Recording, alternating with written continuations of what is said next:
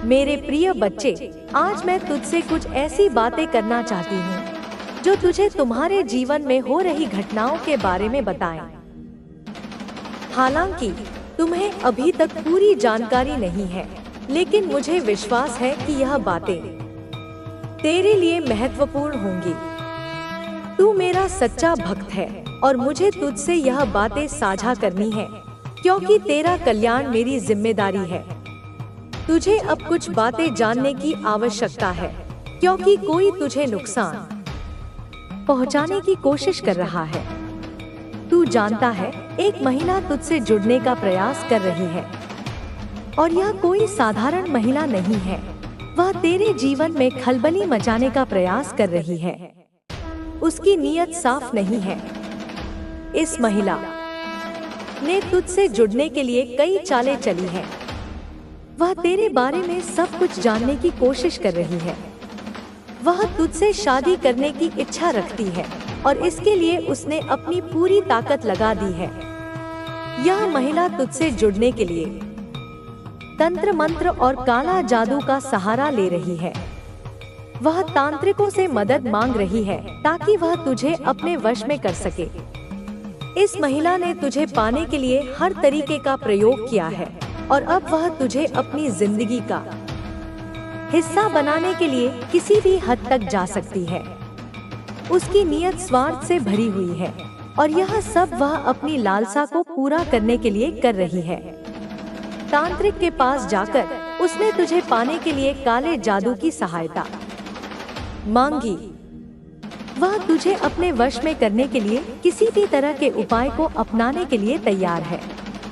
तांत्रिक ने उसे बताया कि यह काम आसान नहीं है, क्योंकि तुझे बचाने के लिए एक दिव्य शक्ति की रक्षा करती है। फिर भी वह महिला किसी भी कीमत पर तुझसे जुड़ने का प्रयत्न कर रही है। तुझे भी यह सब पता चलने वाला है, लेकिन जब तुझे इसका पूरा एहसास होगा, तब तक तू कई महत्वपूर्ण संकेतों को समझ चुका होगा। वह महिला तुझे पाने के लिए किसी भी हद तक जा सकती है और तू सावधान रहे, क्योंकि उसके इरादे खतरनाक हो सकते हैं। और भी एक महिला है जो तुझसे जुड़ने के लिए पूरी तरह से तैयार है। वह महिला तेरे जीवन में एक महत्वपूर्ण स्थान बनाने के लिए बेताब हो रही है, परंतु उसकी नीयत पूरी तरह से साफ नहीं है। यह महिला भी तेरी जिंदगी का हिस्सा बनना चाहती है, लेकिन तेरे साथ संबंध बनाने के उसके तरीके अलग हैं। यह दोनों महिलाएं एक ही लक्ष्य के साथ तुझसे जुड़ना चाहती हैं, लेकिन उनके तरीके और उनके इरादे अलग अलग हैं। एक महिला अपने स्वार्थ के लिए तुझे अपने वश में करने की कोशिश कर रही है, जबकि दूसरी महिला एक बेहतर साथी बनने का प्रयास कर रही है। लेकिन दोनों के बीच एक अंतर है। मैं तुझसे यही कहना चाहती हूँ कि इन दोनों महिलाओं से सावधान रहे, और जब तक तुझे उनके इरादों के बारे में पूरी जानकारी नहीं मिल जाए, तब तक किसी भी फैसले में जल्दबाजी न कर। दोनों के इरादे अलग अलग हो सकते हैं, लेकिन यह तेरा काम है कि तू उनके इरादों को सही ढंग से समझे। प्रिय बच्चे, जैसे ही मैंने तुझे पहले भाग में बताया, तेरे जीवन में दो महिलाएं हैं जो तुझसे जुड़ने के लिए किसी भी हद तक जा सकती हैं। यह दोनों ही महिलाएं तुझसे जुड़ने की गहरी इच्छा शक्ति रखती हैं, लेकिन उनके इरादे अलग अलग हैं। मैं तुझे यह बताने आई हूँ कि तू अपने जीवन के इस महत्वपूर्ण मोड़ पर कैसे सही निर्णय ले सकता है, ताकि तेरे भविष्य को सकारात्मक दिशा मिले। पहली महिला का स्वभाव और इरादे सबसे अलग हैं। वह तुम्हारे स्वभाव से पूरी तरह से मोहित हो चुकी है, और यही कारण है कि वह तुझसे जुड़ने के लिए जितने भी उपाय कर सकती है, वह कर रही है। यह महिला पूरी तरह से अपने स्वार्थ के लिए तुझसे जुड़ना चाहती है। उसने तंत्र मंत्र और काले जादू की मदद लेने का फैसला किया है, ताकि वह तुझे अपने वश में कर सके। लेकिन इसके बावजूद वह महिला अपने दिल में एक गहरी घृणा और वासना महसूस करती है, जो उसकी वास्तविक भक्ति को छिपा देती है। उसकी भक्ति और उसकी साधना सिर्फ दिखावे की है। अगर वह वाकई में भगवान शिव और देवी शक्ति की सच्ची उपासक होती, तो उसकी साधना का उद्देश्य किसी और के जीवन को सशक्त बनाना होता, न कि किसी को अपने वश में करना। लेकिन यह महिला अपनी तंत्र मंत्र की साधना का प्रयोग तुझे अपनी बंदिशों में बांधने के लिए कर रही है। उसकी इच्छाएं और इरादे तुझे सच्चाई से दूर करने के लिए हैं। वह तुझे किसी न किसी तरह से अपने वश में करना चाहती है, ताकि वह अपने जीवन के अधूरे सपनों को पूरा कर सके। तुझे यह जानना जरूरी है कि वह महिला सच्चे प्रेम के बजाय तेरी ऊर्जा इतनी तेज हो चुकी है कि कोई भी काली शक्ति तुझे छू भी नहीं सकती। तेरे चारों ओर मेरी कृपा का कवच है। अब तुझे क्या करना है? तुझे केवल अपने पथ पर आगे बढ़ना है, अपने लक्ष्य पर ध्यान केंद्रित रखना है। तेरा शत्रु अब खुद अपनी चालों में फंस चुका है। उसका हर कदम अब उसे और बर्बादी की ओर ले जाएगा। याद रख बच्चे, मैं हमेशा तेरे साथ हूँ। तेरे जीवन का हर पल अब उजाले से भरा रहेगा। तेरे शत्रु की हर योजना विफल होगी और तू हर दिन नई ऊंचाइयों पर पहुंचेगा। मैं देख रही हूँ कि वह अपने परिवार से फोन पर बात कर रहा है। उसकी आवाज कांप रही है। वह घबराहट में कह रहा है, हमने बहुत बड़ी गलती कर दी है। मैंने जिसे नुकसान पहुंचाने की कोशिश की, वह कोई साधारण इंसान नहीं है। उसके साथ कोई दिव्य शक्ति है। वह नागा साधु, जिसने हमें यह सब करने के लिए कहा था, अब इस दुनिया में नहीं रहा। उसके परिवार वाले भी डर गए हैं। मैं देख रही हूँ कि फोन की दूसरी तरफ उसका परिवार बैठा है। उनकी आवाज में भी घबराहट है। वे कह रहे हैं, तू तुरंत वहां से वापस आ जा। हमें अब इस झमेले में नहीं पड़ना है। हमने गलत इंसान से पंगा ले लिया है। हमें अब और कुछ नहीं चाहिए। हम नहीं चाहते कि तुझे कुछ हो, लेकिन बच्चा, यह सब केवल शुरुआत है। तेरा शत्रु अब हर पल डर के साए में जी रहा है। उसे यह महसूस हो रहा है कि उसके कर्म ही उसे इस स्थिति में लेकर आए हैं। उसने जो तांत्रिक की मदद ली थी, वह अब उसका फोन भी नहीं उठा रहा। जैसे ही तांत्रिक को पता चला कि इस घटना में नागा साधु की मृत्यु हो गई है, उसने खुद को पूरी तरह से अलग कर लिया। वह जानता है कि अब वह भी इस शक्ति से बच नहीं पाएगा। बच्चे, यह घटना तेरे लिए एक संदेश है। यह तेरी ऊर्जा और शक्ति का प्रमाण है। यह दिखाता है कि जो सत्य के मार्ग पर चलता है, उसे कोई नुकसान नहीं पहुंचा सकता। तुझे केवल अपने मार्ग पर आगे बढ़ना है। तेरे शत्रु अब तेरे सामने नहीं टिक पाएंगे।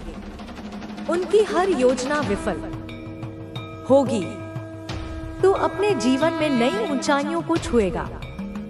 याद रख बच्चे, मैं हमेशा तेरे साथ हूँ। मेरा आशीर्वाद तेरे जीवन को हर संकट से बचाएगा। तेरी शक्ति का उदय बच्चे, यह घटना सिर्फ एक संकेत थी कि तुझ पर मेरी कृपा बनी हुई है। लेकिन यह अंत नहीं है, बल्कि एक नई शुरुआत है।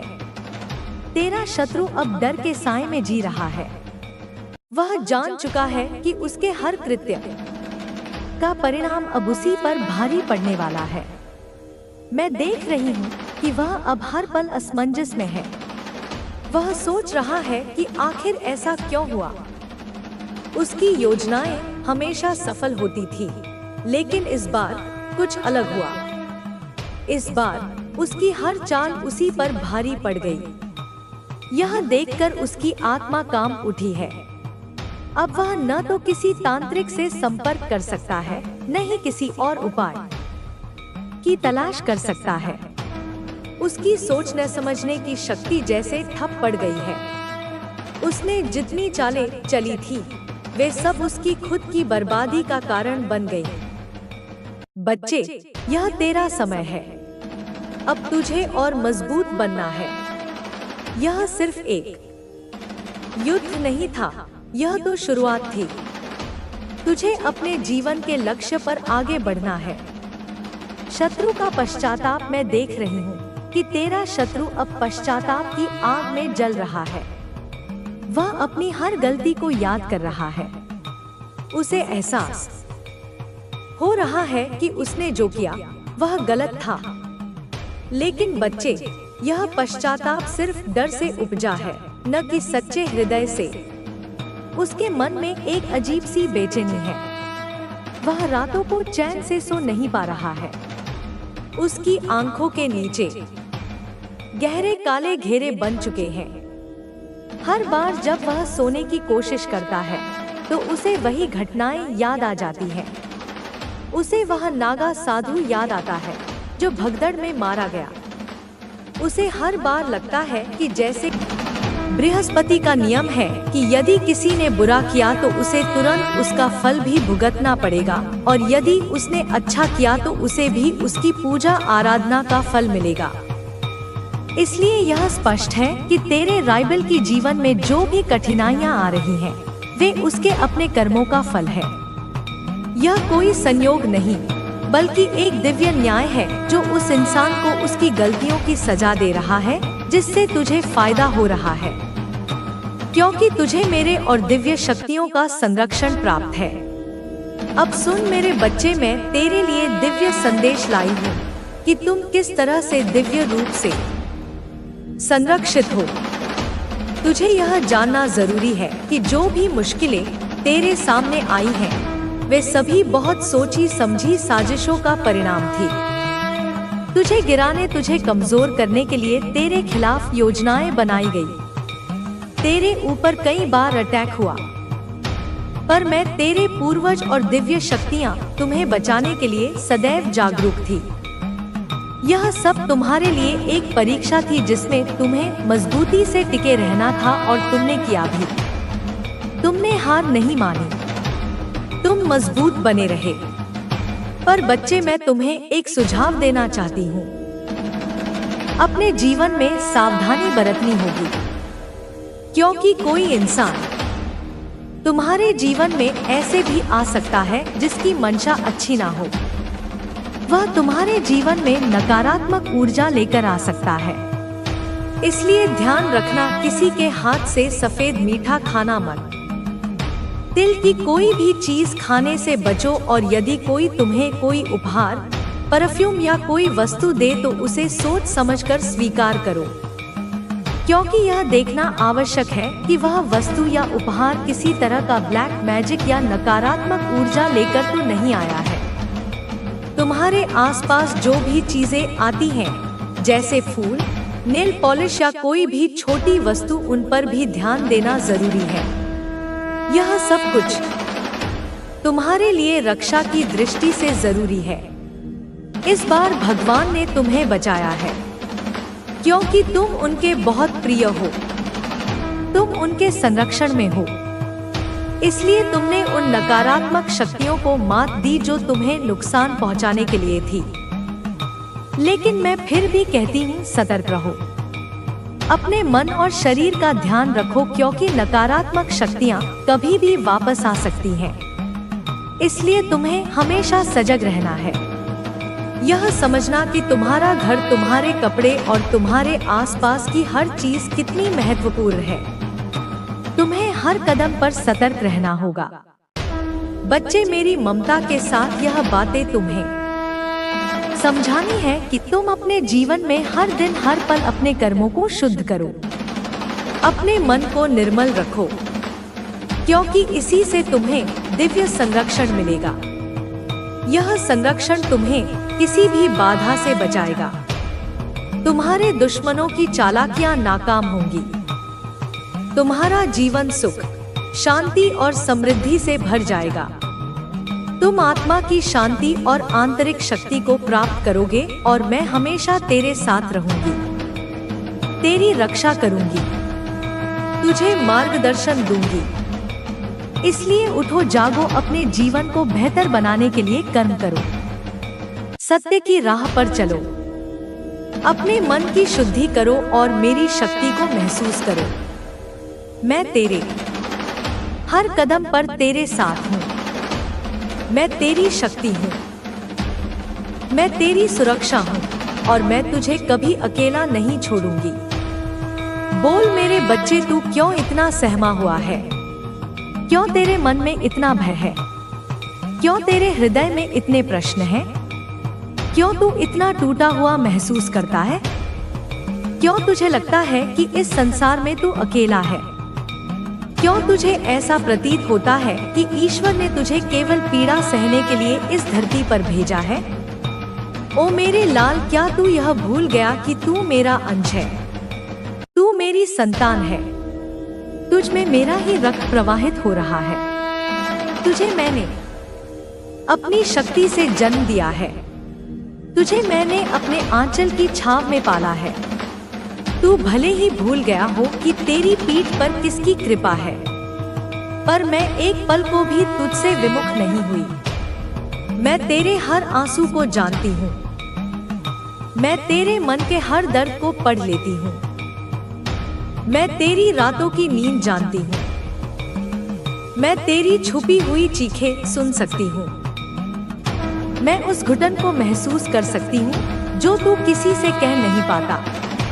मेरे बच्चे, मैं माँ काली हूँ। तुम्हें मेरी कसम है, इस संदेश को लाइक करके कमेंट में जय हो माँ काली लिख दो और चैनल को सब्सक्राइब करके इस संदेश को शेयर कर दो। तू जब अकेले में बैठता है, जब तेरी आंखों से आंसू चुपचाप बहते हैं, जब तू सोचता है कि अब और नहीं सह पाऊंगा, अब बहुत हुआ, अब थक गया हूँ, अब टूट चुका हूँ, उस क्षण भी मैं तेरे पास होती हूँ। तेरे सिर पर अपना हाथ रखे, तेरे कंधे पर अपनी ऊर्जा बरसाए, तेरे अंतर्मन को सहलाते हुए मैं तेरे भीतर कहती हूँ कि बेटा, तू टूटा नहीं है, तू थका नहीं है, तू हारा नहीं है। तू मेरी संतान है जिसको मैंने खुद अपनी ऊर्जा से रचा है। जब तू रोता है तो केवल तेरे नहीं, मेरे भी अश्रु बहते हैं। जब तू दर्द में होता है तो वह दर्द मेरे कलेजे को चीरता है। जब तू हार मानने को होता है तो मैं तेरे भीतर एक चिंगारी जलाती हूँ ताकि तू फिर से उठ सके, फिर से चल सके, फिर से जीवन को पकड़ सके। तू यह क्यों सोचता है कि तेरे साथ ही सब गलत होता है? क्या तू जानता नहीं कि जो आत्मा मजबूत होती है, जो हृदय सबसे गहराई से प्रेम करने वाला होता है, जो रूह सबसे पवित्र होती है, उसी को सबसे अधिक कठिन परीक्षाएं दी जाती हैं। क्योंकि ईश्वर साधारण आत्माओं को साधारण जीवन देता है, पर जिनसे विशेष कार्य लेने होते हैं उन्हें विशेष रूप से तैयार किया जाता है। हर दुख, हर संघर्ष, हर अपमान, हर अस्वीकार, हर हार तुझे मजबूत करने की प्रक्रिया थी। यह संसार तुझे झुकाना चाहता था, पर तू झुक गया तो फिर तुझ में और बाकी दुनिया में अंतर क्या रहा? तू तो मेरा योद्धा है। तू तो वह आत्मा है जिसे मैंने काल को भी जीतने की शक्ति दी है। तू वह दीपक है जिसे अंधकार बुझा नहीं सकता। तू वह वृक्ष है जिसकी जड़ें दर्द में भी गहराई में जाती हैं। तू वह पर्वत है जिसे तूफान भी हिला नहीं सकते। मेरे बच्चे, मैं माँ काली हूँ। तुम्हें मेरी कसम है, इस संदेश को लाइक करके कमेंट में हर हर महादेव लिख दो और चैनल को सब्सक्राइब करके इस संदेश को शेयर कर दो। तू जब लोगों की मदद करता है, जब तू निस्वार्थ सेवा करता है, जब तू प्रेम करता है, जब तू अपमान सहकर भी चुप रहता है, जब तू अपने भीतर गुस्सा छुपा लेता है ताकि किसी को दुख ना हो, जब तू अपनी इच्छाओं का त्याग करता है दूसरों की खुशी के लिए, तब तू सोचता है कि यह सब व्यर्थ है। पर क्या तू जानता है, वो हर त्याग, हर सेवा, हर प्रेम, हर बलिदान आकाश में मेरे सिंहासन तक गूंजता है और मैं तेरे नाम की माला फेरती हूँ। तू जब अपने कमरे में अकेले बैठकर आंसू बहाता है और कोई नहीं होता, तब मैं तेरे पास होती हूँ। जब तू ईश्वर को पुकारता है और जवाब नहीं आता, तब मैं तेरे भीतर से तेरी पुकार सुनती हूँ और हर उत्तर मेरे ही माध्यम से तेरे जीवन में आता है। यह जो तू सोचता है कि लोग तुझे समझते नहीं, तुझे छोड़ जाते हैं, तेरा उपयोग करते हैं, फिर तुझे अकेला छोड़ देते हैं। यह जो तू अनुभव करता है कि तेरा जीवन जैसे रुक गया है, यह सब इस रिश्ते से पूरी तरह से पीछे हट रहा हूँ या हट रही हूँ। अगर यह रिश्ता वर्थफुल होगा तो अपने आप यह रिश्ता मेरे पास चल के आएगा। इस हद तक कि जो एक माइंड सेट होता है वह आपके अंदर अब पूरी तरह से जागृत हो चुका है। और कुछ लोगों को अपनी अवेकनिंग से, अपनी आध्यात्मिक यात्रा से इतना प्यार हो गया है, ईश्वर के चमत्कारों पर और ईश्वर पर इतना अटूट भरोसा हो गया है कि अब आपने लोगों से अपनी भावनाओं को जोड़ना ही बंद कर दिया है। क्योंकि ज्यादा अगर हम किसी पर इमोशनली डिपेंड होते हैं तो हमें अंत में खता ही खानी पड़ती है, क्योंकि हमारी भावनाओं को उतना ज्यादा समझा नहीं जाता किसी भी जगह पर। ठीक है, आपकी भावनाओं को तब समझा जाता है जब आप पूरी तरह से डिटैच होकर एक अपनी अध्यात्म की जर्नी को स्टार्ट कर लेते हो या दूसरी तरफ पर अपना फोकस पूरी तरह से डाइवर्ट कर लेते हो।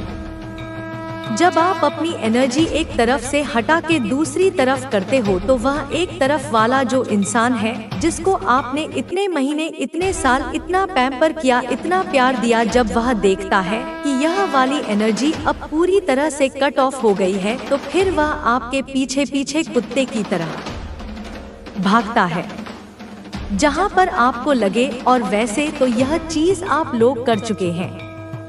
बहुत से लोग इतने सक्षम और कैपेबल हो गए हैं कि वह अपने आप को अब भावनात्मक तौर पर कभी टूटने नहीं देते।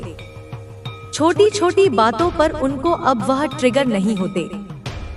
लेकिन यह एक अटल सत्य है कि जहां पर आपकी प्रेजेंस, आपकी उपस्थिति का अनादर हो, वहां पर अनुपस्थित हो जाना ही सबसे बेटर है।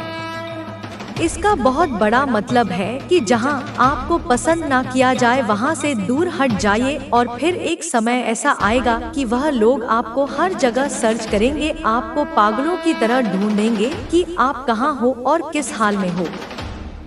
इस बात को जानने के लिए वे इतने उत्सुक रहेंगे कि वे अपनी सुध-बुध खो बैठेंगे।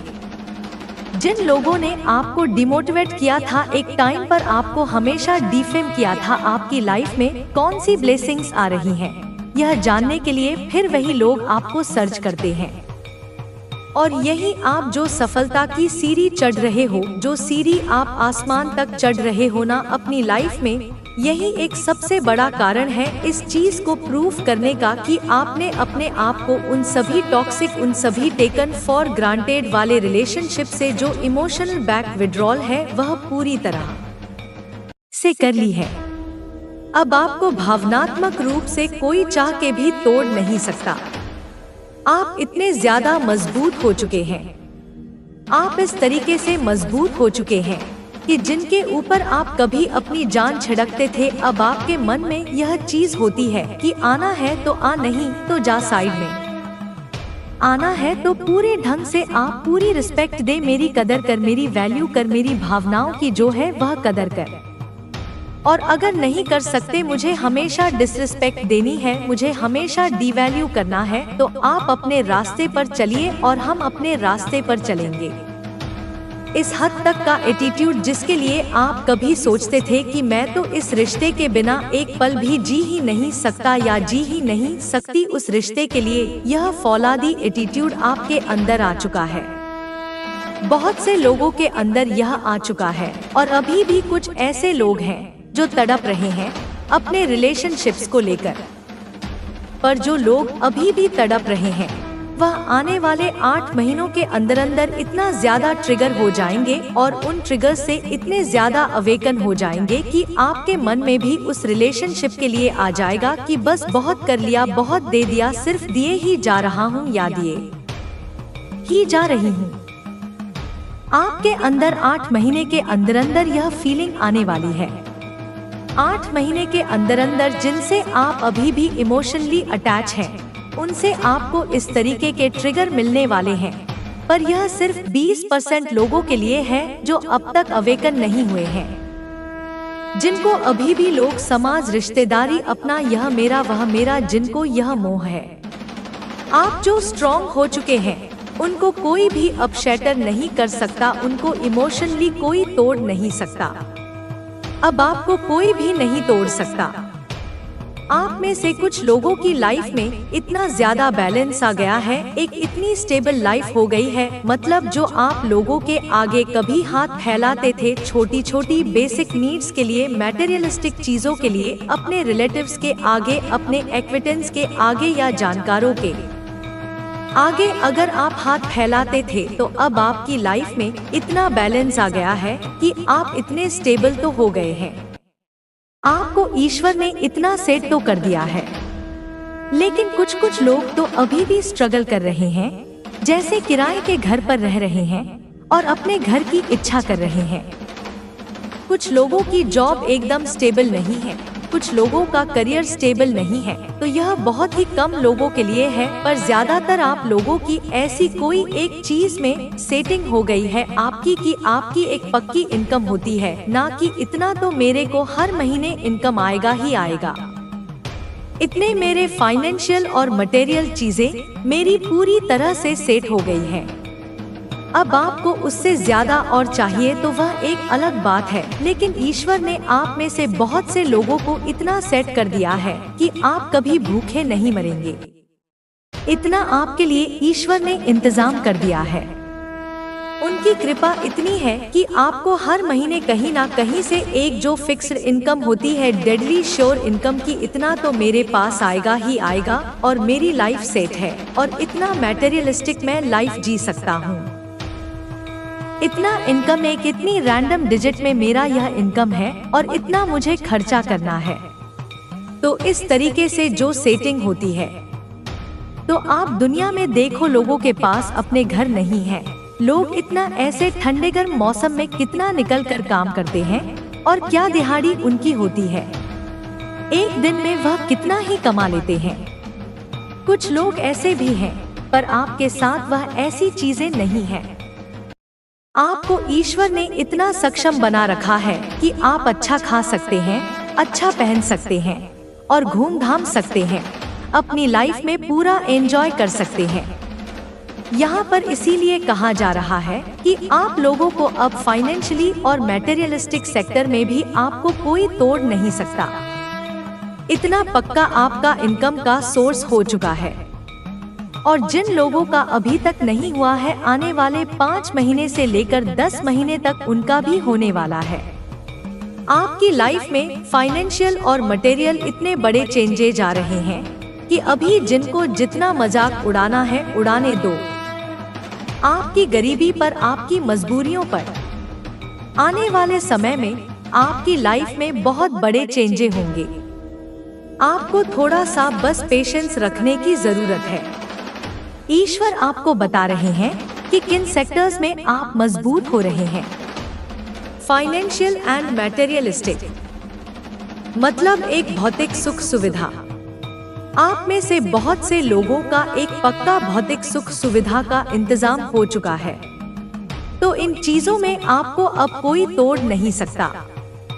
और आने वाले समय में जिनके पास अभी नहीं है, तो उनका यह कंप्लीशन होने में थोड़ा सा ही टाइम रह गया है।